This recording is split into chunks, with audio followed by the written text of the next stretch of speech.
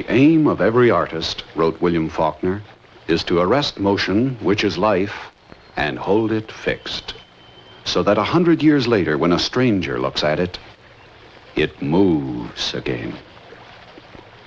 This is the story of such an artist.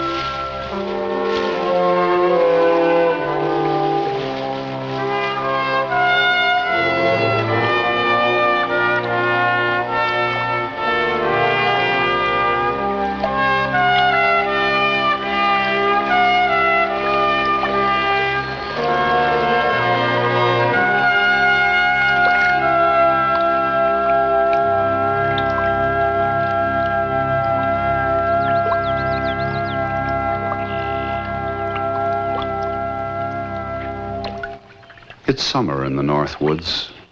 The air is sweet with the smell of pine and green growing things.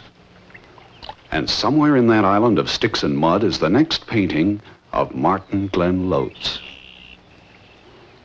It's a kind of painting that begins with waiting, patience before the brush.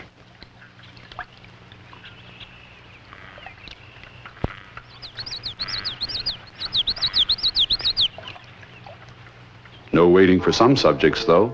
Just find them, and for as long as the blooming, they'll pose.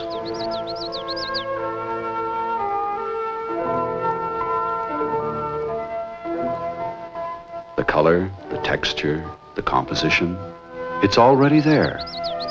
Even the setting.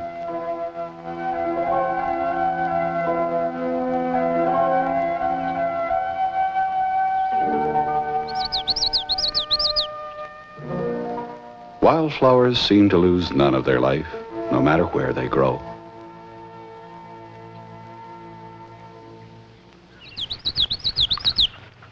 But a beaver does. Take him from here and the wildness is gone. So here's where he must be seen, even if it's only for an instant. It's a kind of painting that begins with waiting. And baiting.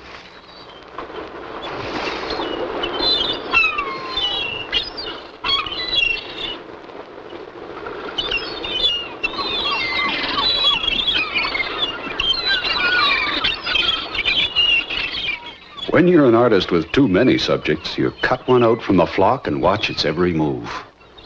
The way it lands and runs and struts and turns. The way it cocks its head and puzzles over such generosity in the off-season.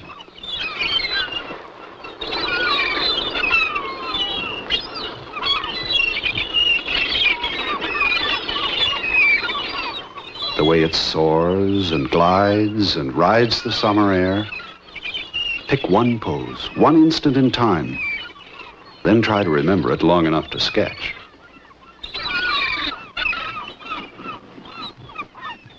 And make a lot of them. One may become a painting.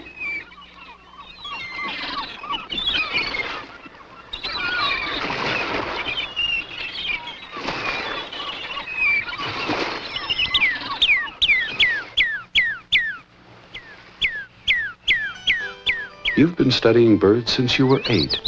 You painted them at 14. You almost know their every move and mood by memory. Yet still you hide, and you stare. And you search for something different in the way they fly, and run for cover, in the way they curl around a thistle, or balance on a baneberry bush, the way they scream and fan and ruffle their plumage. You watch them in fear, in anger, and in pursuit. You make quick color studies of eyes and bills and feathers and feet. Later, you'll pore over field guides and museum stuffings. But only in life will the colors be genuine.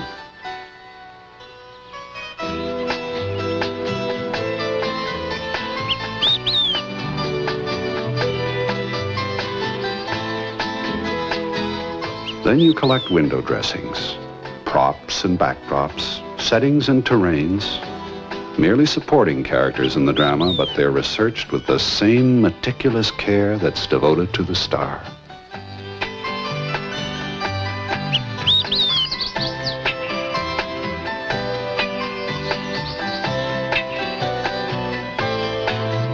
Finally, you take a stroll through a hardwood bush in the early morning to watch how berries drip from their stems, and in the bill of a waxwing.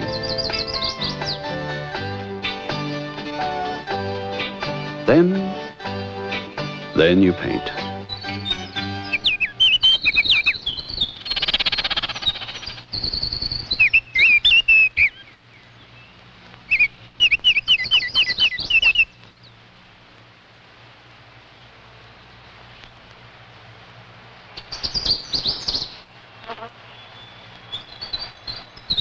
Glen's first Canadian postage stamp was a gray jay.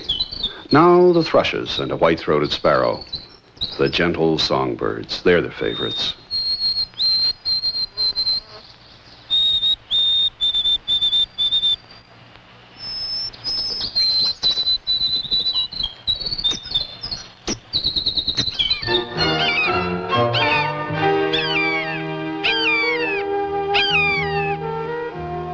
But there's violence in nature, too. So you paint the hunters and the hunted, the predators and the prey.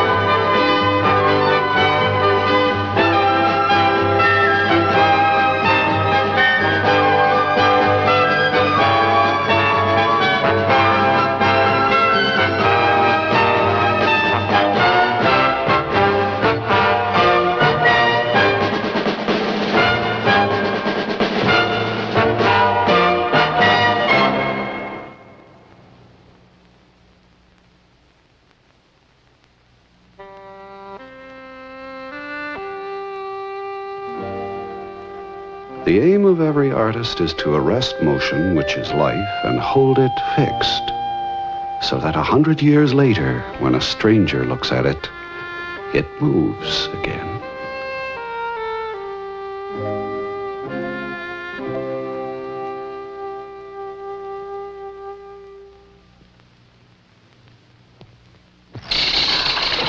A kingfisher breaks the water, scattering feathers and fins in the same painting.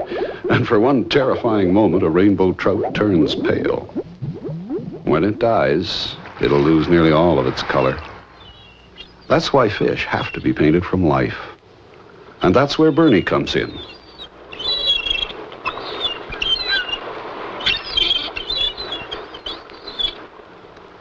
Glen Loates has 3 brothers, all of them artists. Bernie, his scuba diving twin, is a technical illustrator whose descriptions and underwater photographs transport Glen into a world he's never seen himself, but through paint.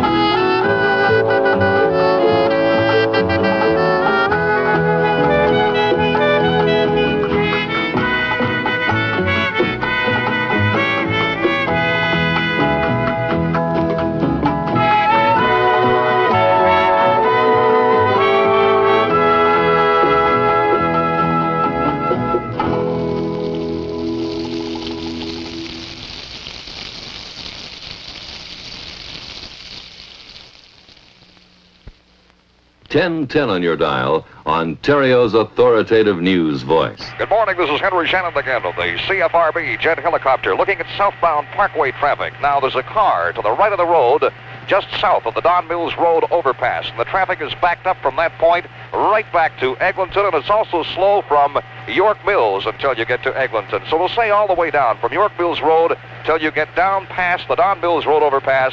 It's busy going. Beyond that point... Every spring, a starling builds its home in that concrete post.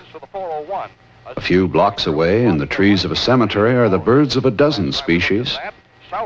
And in those great empty fields beside any highway, nature goes berserk.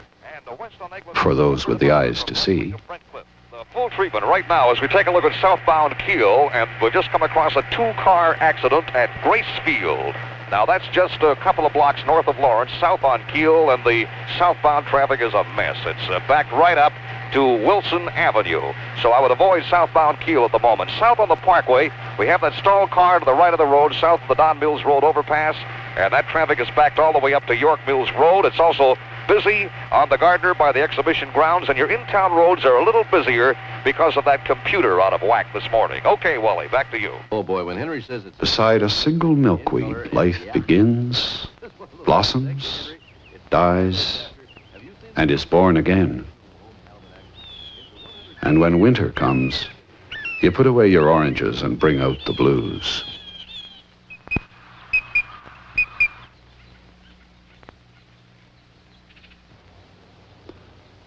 Winter is wondering how such stillness can be so alive, and how anything so white can come out of a tube.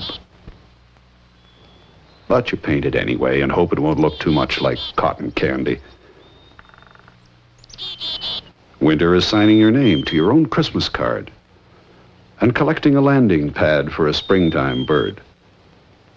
It's cleaning brushes in ice water and sketching foot-deep holes for an animated chisel that can beat its head against wood 20 times a second.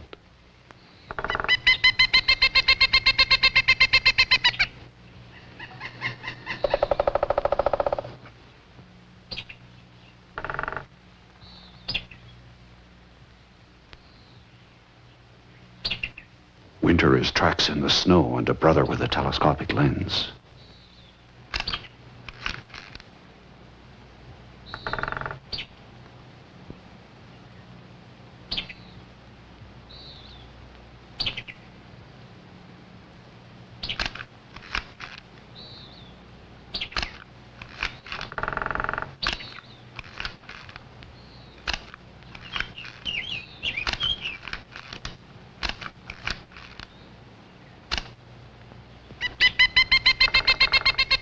A national magazine has commissioned Glen to do a series of 5 big game mammals.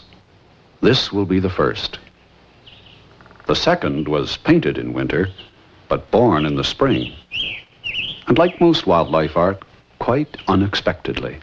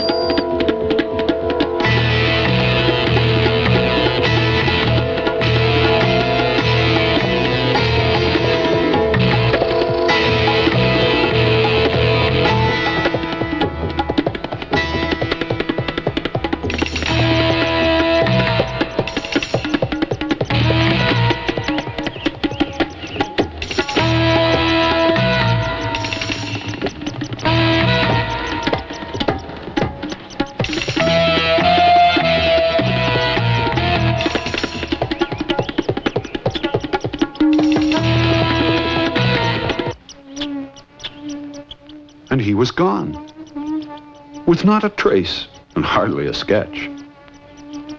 But the seedling of an idea was there, And sometimes a ceiling's all you need to grow a picture. One quick look. One blurred photograph.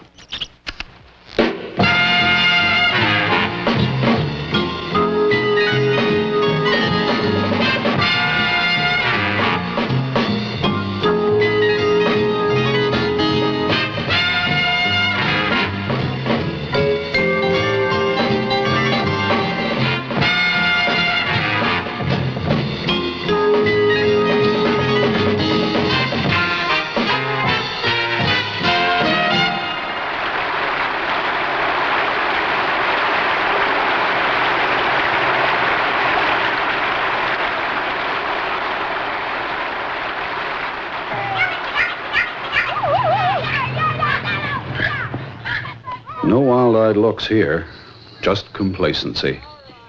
But this one must come from a cage. So you imagine how it might have looked. Fierce and wild and free. A graceful and sinuous cat weighing up to 200 pounds and pulling down 1,000-pound elks with ease. Now it seems stuffed and lifeless. So in your painting, you put the wildness back.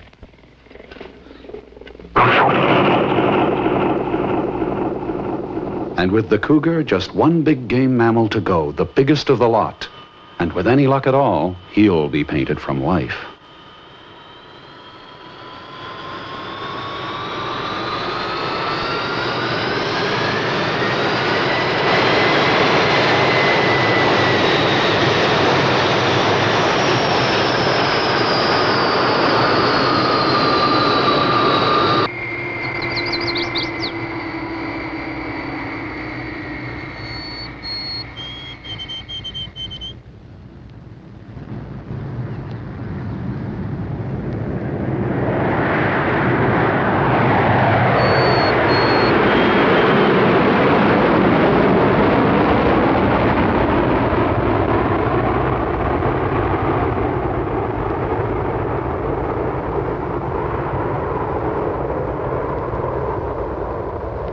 Destination, Ursus horribilis, the horrible bear.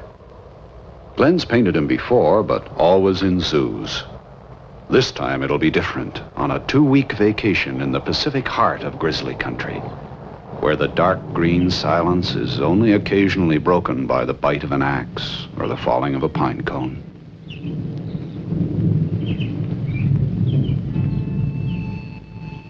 An artist's paradise, with life and color and backdrops enough for 100 paintings.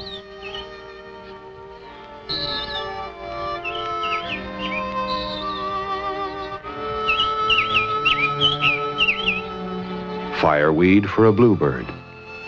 Alpine flowers for Arctic butterflies. Lichen-covered meadows for caribou. Snow-capped mountains for goat and sheep. And the skies above them for eagles. And in those wild, clear blues that are only mixed in the heart of glaciers are the settings for grayling, steelhead, sockeye, and lake trout. When you're a young wildlife painter with only enough time and money for a few days in such a place, you take in every sight as if it's your last. And some you record, just for proof.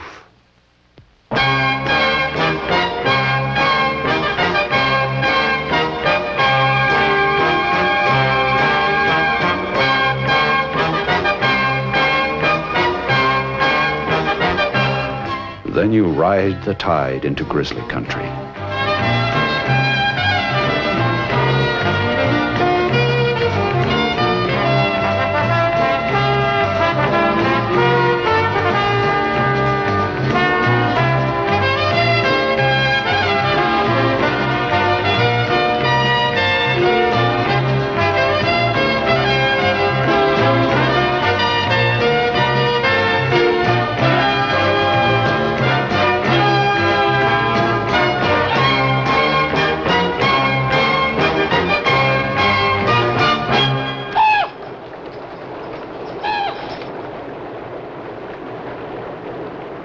When the salmon swarm upriver to lay their autumn eggs, a hungry bear can't be far behind.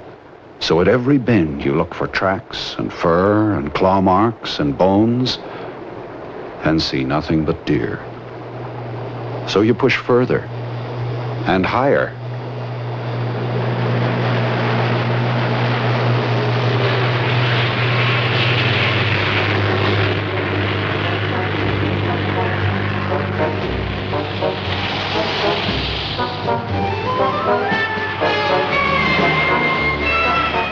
Six days left. Scour the mountains and the berry patches. 4 days. Buzz the sandbars. 3 days and success.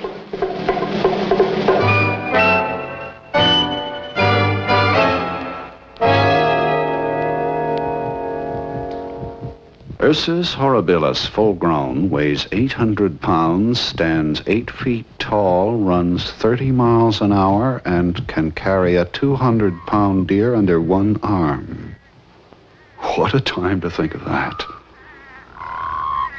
But you track him anyway. And a primeval tangle of moss and thorns drives you back to the beach. So you wait for him.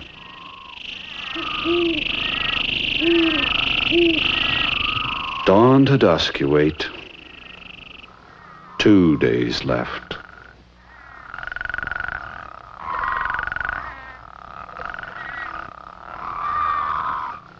If there's such a thing as a haunted place, this one's haunted. 1 day.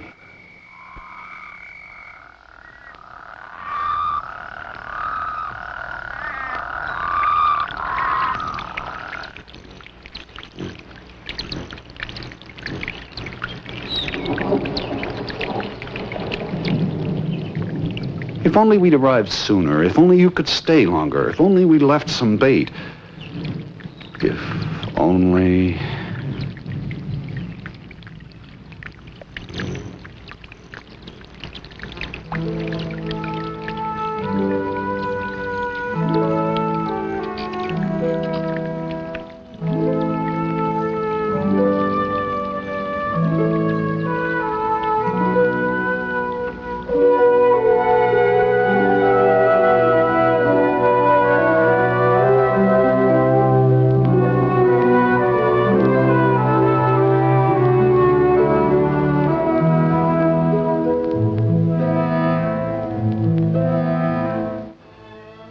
What you drawing, mister? Oh, I'm drawing light in eyes. You can't see it now, but it was there once.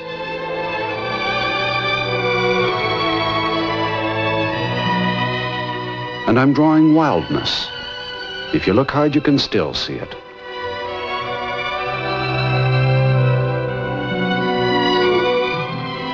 It's easier this time. You've been there. You've touched his claw marks on timber falls and been up before dawn in the mountain mist. So you imagine him as fierce and as wild and as free as the country. Then, with a skin from the museum, you color him living.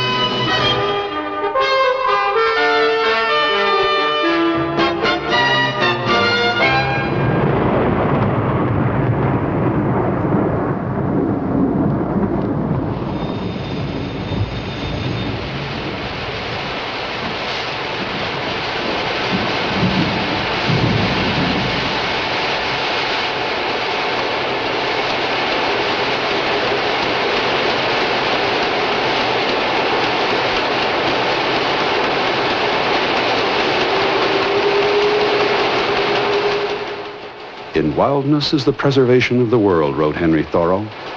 The city's imported at any price. Men plow and sail for it.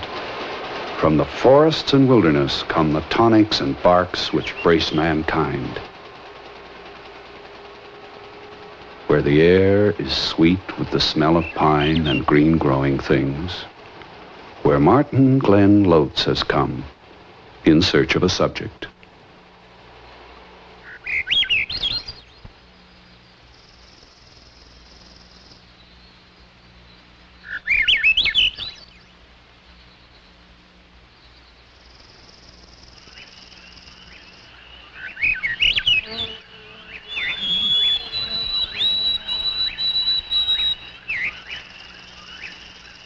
It's a kind of painting that begins with waiting and dreaming and listening for nature's gurgles and growls and hisses and rattles, for chirps and thumps and crackles and squawks, for buzzes and yaps and snarls and hoots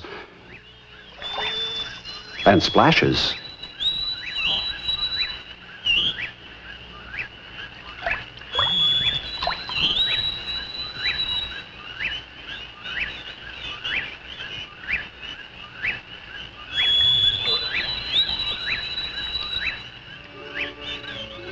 It's a beauty. Looks just like it did in your history book when you were a kid, remember? You planted beans in berry boxes, hatched cocoons on windowsills, and slid down mud banks in search of muskrat. Then the world got caught up in an age of speed, an age of things, and almost lost the smell of wood and the sound of wind shredded through needles. But out here, it all comes back. Out here, you're still a kid, doing what you love the most and feeling just a little like the wild and the free that you paint.